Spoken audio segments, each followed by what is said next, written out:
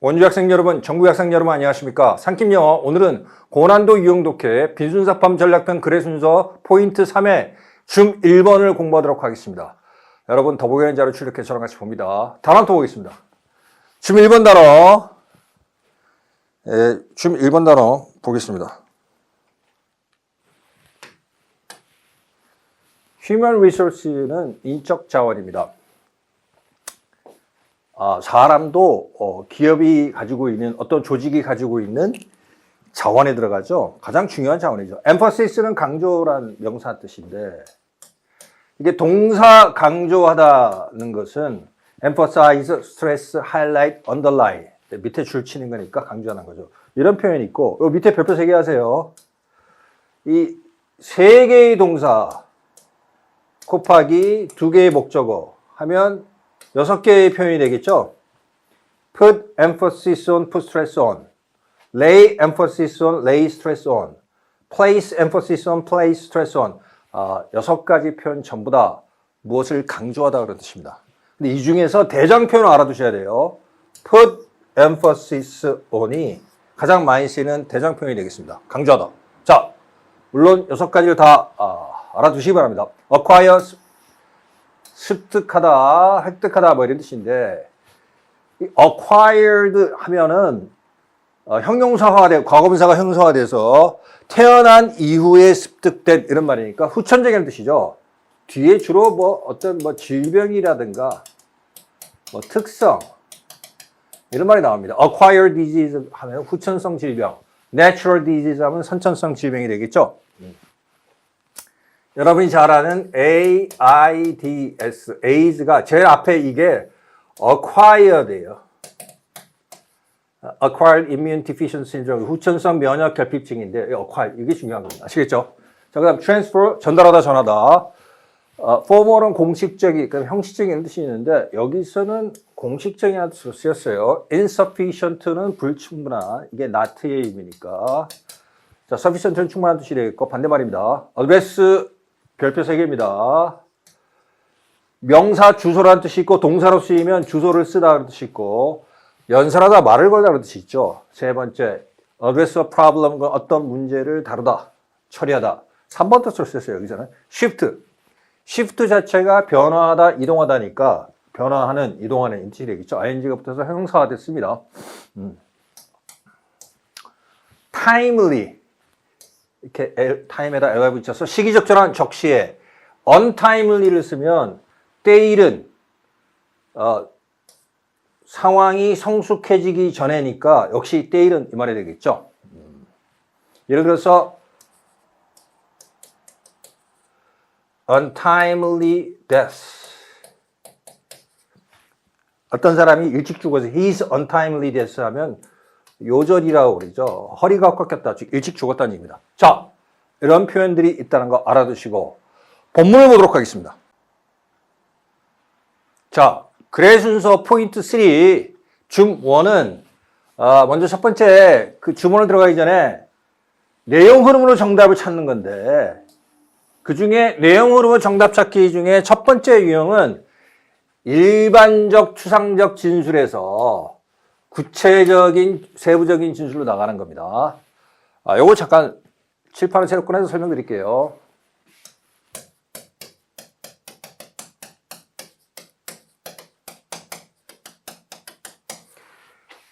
먼저 앞에 일반문이 나오고 그 뒤에 구체문 내지 예시문이 나올 때 어떠한 그러한 마커, 어떤 표식을 동원해야 됩니다.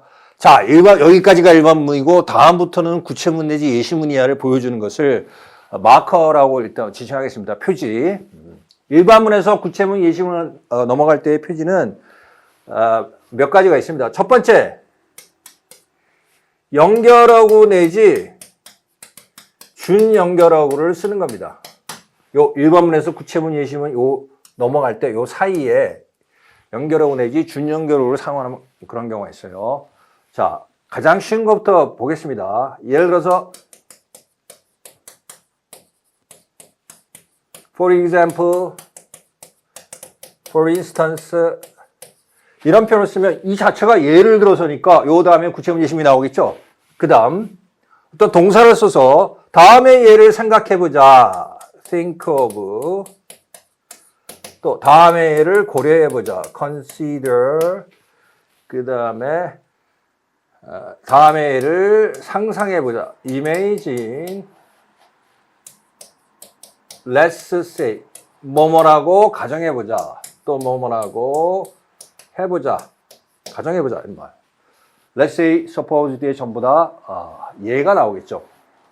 이렇게 동사를 써서 표현하는 경우가 있고, 그 다음 접속사 when이나 또 if를 쓰면 누가 뭐뭐 할 때, 누가 뭐뭐 한다면, 또 무엇이 뭐뭐 할 때, 무엇이 뭐뭐 한다면 이렇게 해가지고 일종의 구체문 예시문을 나타내는 연결어구로 쓰인 겁니다.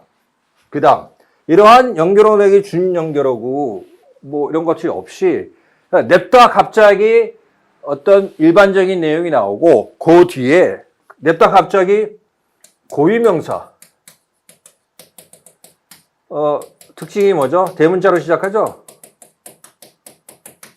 뭐 인명이라든지 지명 이런 것들이 대문자로 시작하는 고유명사가 많이 나오면 많이 나온다든지 숫자 갑자기 많이 나오면 이건 다 일종의 예시문이라고 구체문 내지 예시문이라고 봐야 됩니다. 아시겠죠? 첫 번째 이렇게 이런 여러 가지 연결어의 준연결어가 일반문과 구체문 사이에 쓰는 경우가 있고 두 번째는 이런 연결어구, 준연결어구를 쓰지 않고 사용하지 않는 경우가 있어요. 사용하지 않는 경우에 첫 번째는 그냥 공통어구를 쓰는 겁니다. 어떤 A라는 개념 또는 뭐 명제에 대해서 설명을 했어요. 그럼 이 A라는 공통어구를 그대로 가져와가지고 표현은 그대로 바꾸지 않고 그대로 조금 더 자세히 구체적으로 설명하는 겁니다. 아시겠죠? 두 번째는 공통어구가 아니라 A를 A-로 살짝 바꿔서 조금 더 구체적인 어떠한 표현을 쓰는 겁니다. 재진술어구라고 하죠. 대략 이렇게 세 가지 정도로 볼 수 있어요. 여러 가지 연결어구 내지 준연결어구를 사용하는 경우가 있고 연결어구 내지 준연결어구를 사용하지 않고 공통어구를 일반문에 쓴 공통어구를 그대로 가져옵니다. 표현을. 조금 더 자세히 설명하는 거죠. 그 다음 약간 살짝 바꿔서 어구를 좀 더 구체적인 재진술어구를 사용하는 경우가 있습니다. 자, 이렇게 세 가지로 정리하겠습니다. 그러면 앞에 가서 주문을 한번 훑어보세요. 어떤 방법을 사용하고 있죠? 지금 제가 설명드린 영상을 정지하시고 생각해 보세요. 세 가지 방법 중에 어떤 방법을 사용하고 있죠? 네, 그렇습니다. 보세요. Continuous Learning이라고 했죠? 지속적 학습. 요 어구를 좀 더 구체적으로 바꿔서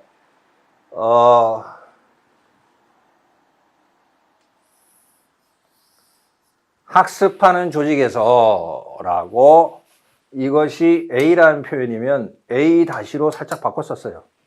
그래서 지금 재진술 어구를 통해서 앞에 나온 이 어구를 좀 더 구체적인 어구로 바꿔 쓴 거예요. 아시겠죠? 자, 보겠습니다. 이렇게 두 줄 끊고 이렇게 한 줄 끊으면 되겠죠. 해석을 해보면 자, 첫째 줄 게다가 인간 자원 개발 기능은 급격히 변화될 수도 있다. 지속적인 학습에 대한 강조를 유지하기 위해서. 그 다음 요 지속적인 학습이라는 말을 좀 더 구체적으로 받아가지고 약간 바꿨었어요. 재진술어구로. 학습하는 조직에서 끊고 take the responsibility for 뭐뭐를 뭐뭐에 대한 책임을 맡다. 뭐 한 덩어리죠. 그 다음 for의 acquiring and transferring이 지금 병렬이고 knowledge가 공통의 목적이 되겠죠. 공통, 병렬, 공통 이렇게 되겠죠. 자, 학습하는 조직에서 모든 직원은 지식을 습득하고 전달하는 책임을 맡아야 한다. 공식적인 훈련 프로그램은 여기 to 부정사가 있죠. 이 to가 address에 걸리고 그 다음에 encourage에 병렬로 걸리죠. 공식적인 훈련 프로그램은 충분하지 않다.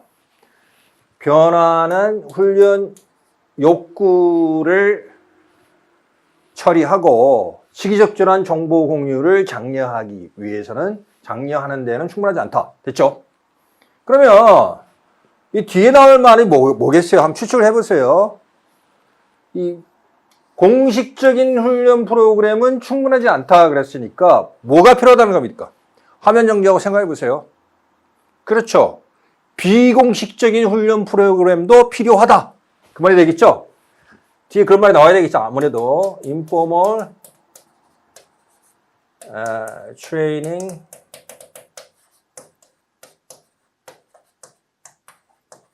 programs가 필요하다. 이런 말이 나와야 되겠죠. 그렇죠? 그러면 3은 우리가 예를 들어 볼게요. 공식적인 훈련 프로그램 뭐가 있어요? 뭐 신입사원 오리엔테이션이라든지 신입사원 단체 교육, 또 온도잡 트레이닝, 뭐 그런 것들이 있겠고, 비공식적인 훈련 프로그램 뭐가 있겠습니까? 예를 들어서 이거는 신입사원이 전임자의 기록이나 성과를 검토하는 시간을 가지겠죠. 두 번째, 우리가 보통 사수라고 얘기하죠. 바로 윗직급, 같은 부서의 바로 윗직급 상사, 뭐 대리라든지 평사원이면, 신입사원 평사원이니까 대리라든지 과장님으로부터 약간의 그 교육을 받겠죠. 우리가 보통 사수라고 하죠. 사수로부터의 비공식적인 교육이 되겠죠. 직무 요령이라든지 기록 보관, 작성 요령이라든지 이런 것들을 배우게 되겠죠. 자, 이런 것들을 다 포함한다는 얘기가 되겠습니다. 여기까지 줌 1번을 정리하도록 하겠습니다. 감사합니다. 상캔영, 오늘은 고난도 이용독해 비수사원 전략편 9회 순서 포인트 3 줌 1을 공부했습니다. 여러분의 5월달 공부에도 포스가 함께 하기를 바랍니다. Force be with you. 감사합니다.